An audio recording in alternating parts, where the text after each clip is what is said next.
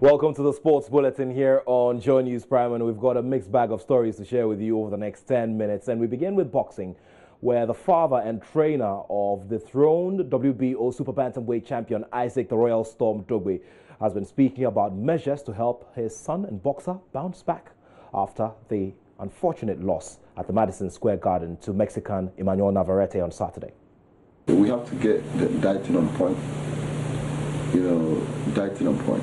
And then we have to get sparring partners in our camp.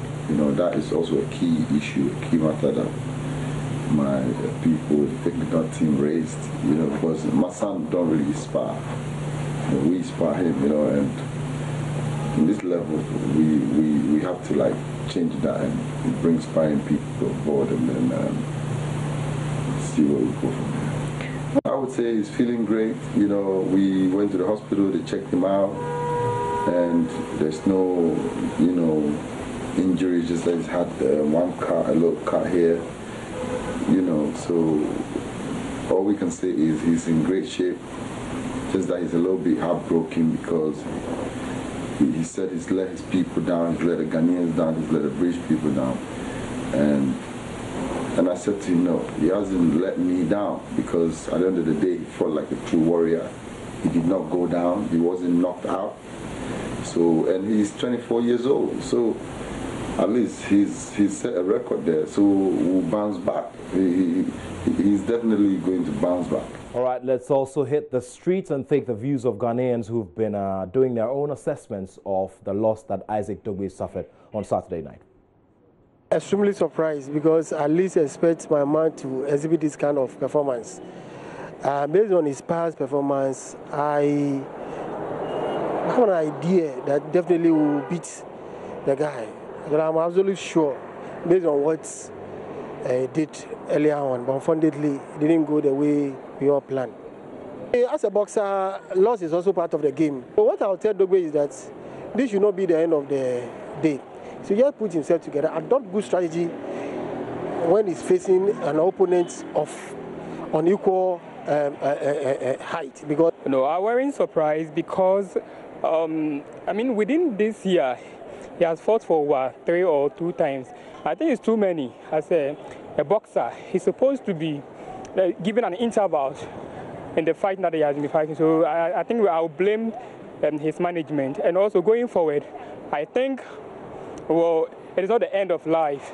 In a fight, you can lose, you can win. And that makes a warrior. So I urge him to move on and to encourage himself, and also I wish him all the best in the next fight that he will intend to fight. I was so surprised. Even the other day, I bet on him. In fact, so when I saw the punches and everything on him, in fact, the other day, I was so shocked. Even I couldn't even eat, because the title is not a small title. And, it's not him alone, but the whole Ghana. We have lost something when we are dealing with boxing, because this guy never lost a title before since he started this thing. Look at Bukumbanku and Co. They didn't even get to this, what this young guy is doing for us. But in fact, I can't even talk. I'm so shocked. Up to now, I feel the pain. I feel the pain a lot. I was surprised, but not quite surprised, because the boy is a young, talented person, trying to reach the top. So definitely, he must lose a fight one day. You see, he must lose a fight. So this one is surprise, but not too much surprise. He has to train hard. Yeah, he has to train. If he train hard, I don't think he can lose a fight again, because the boy is a talented person. Well, let's do some more international boxing. And David Haye, the former heavyweight champion, who's now a manager of boxer Dereck Chisora, says that his boxer will churn out an interesting display of boxing when he goes up against his old foe, Dillian Whyte. Remember that in the first encounter between the two boxers, Dillian Whyte won by a unanimous decision. So both boxers are clashing again on December 22. Dereck's been working very, very hard. He realises this is his opportunity, his last opportunity. It's on a pay-per-view event. He's top of the bill. It's at the O2 Arena. You know, everything's there for him. It's right there for him. All he needs to do is continue to push for the next week or so. In terms of physically, he's going to be a much more dangerous animal. He faded in the first fight after round 6. The plan is just to be able to give 12 competitive rounds of crazy action. Chisora was aggrieved at having lost out on a split decision in the first fight, and Eddie Hearn is expecting another equally bruising encounter this time around.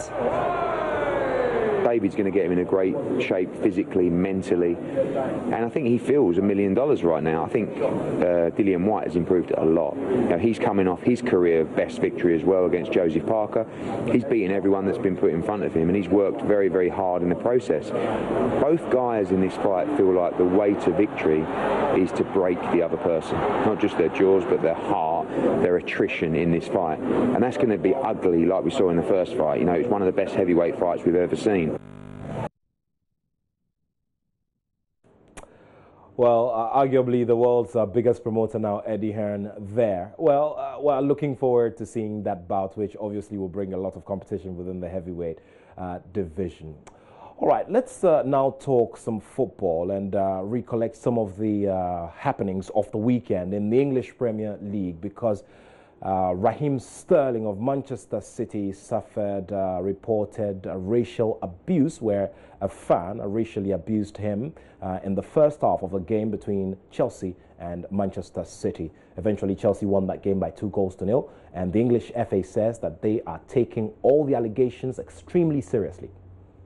Well, the PFA have also released a statement in which they, quote, condemn in the strongest terms the increase in racial abuse our members have been receiving from the terraces.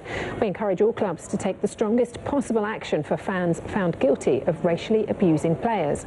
Over the past 2 weeks, we've seen 2 alleged high-profile racist incidents happen from the stands at Premier League games.